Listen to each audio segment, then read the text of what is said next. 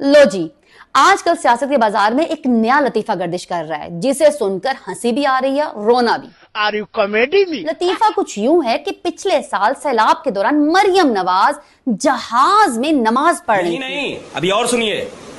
जहाज से याद आया कि भाई आजकल मरियम साहिबा का बहुत जहाज हो रहा है। खैर, चुटकुला सुनो। सलाम फेरते ही बीबी ने चीफ सेक्रेटरी से पूछा कि हमारे पास कितनी सरकारी जमीनें हैं। समझ रहे हो आप? और चीफ सेक्रेटरी साहब ने कहा बहुत सारी। बीबी ने कहा कि वो लोगों को क्यों नहीं देते कि लोग जमीनें आबाद करें।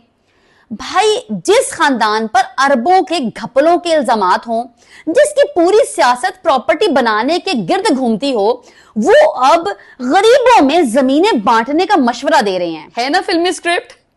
बात तो सही है। मतलब मुल्क को उजाड़ने वाले हवाई जहाज पर बैठकर जमीनें आबाद करने की बातें कर रहे थे, इसीलिए तो सारी बातें हवा में ही रह गई और 1 साल बाद हवा में अपना जाती हवाई जहाज उड़ा दिया। सब क्या देखना पड़ रहा है?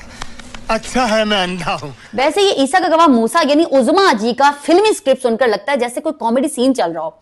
मतलब कि मरियम बीबी ने सलाम फेरते ही सीधा चीफ सेक्रेटरी से पूछ लिया कि भाई हमारे पास सरकारी कितनी जमीनें हैं।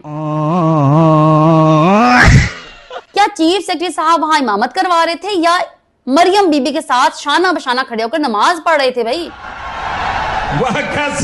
नमाज के दौरान इतना चिपक के बैठना और फौरन सलाम फेरते ही फाइलें निकलवाने का मतलब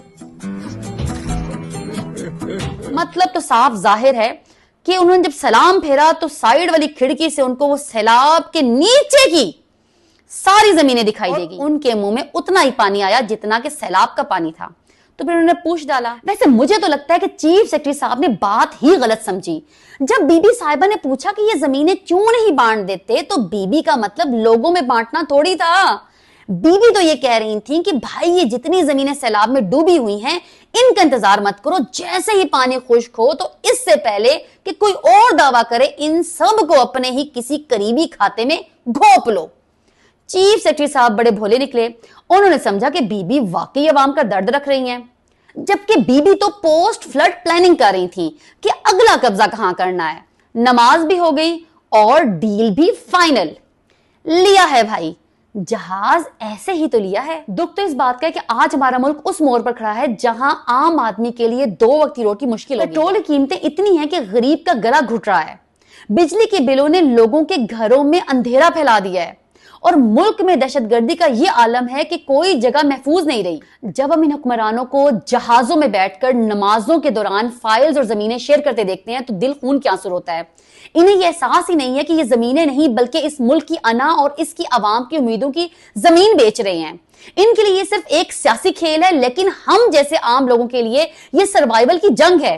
इन्हें अपनी इमेज की फिक्र है और हमें अपने बच्चों के फ्यूचर की। यही असल हकीकत है और इसी बात पर रोना आता है कि हम ऐसे हाथों में फंस गए हैं जिन्हें अपनी अय्याशी से फुर्सत मिले तो अवाम की सोचे। अवाम अब जाग चुकी है और अब इनके जहाज वाले ड्रामे और सरकारी मशवरे किसी काम नहीं आने वाले। बस बहुत हो गया, अब तो हकीकत का सामना करना ही पड़ेगा। जरा हकीकत की दुनिया में वापस आए तो अवाम आटे, चीनी और बिजली के बिलों के नीचे पिस कर मर रही है। पेट्रोल की कीमतें इतनी बढ़ा दी गई हैं कि अब गरीब बंदा मोटर बाइक भी घर खड़ी करके पैदल चलने पे मजबूर है। और मुल्क के हालात, दहशतगर्दी का ये हाल है कि हर रोज कोई नया सानिया होता है। उज़मा जी, ये जो आप मरियम नवाज की तरफदारी में रोज कसीदे लिखती हैं ना, ये अवाम सब समझती है। ये ड्रामे पुराने हो चुके हैं और ये कसीदे लिखने से पहले ना जरा मुल्क की हालात देख लिया करें कि पेट्रोल की कीमतें कहां तक पहुंचा दी हैं आप लोगों ने। दहशतगर्दी के हालात देख ले, कहां पहुंचा दिए दहशतगर्दी आप लोगों ने। अवाम को अब रोटी चाहिए, ड्रामा नहीं चाहिए। सो प्लीज अब आप बस कर दें। अल्लाह हम सब का हामी नासिर हो। अल्लाह हाफिज।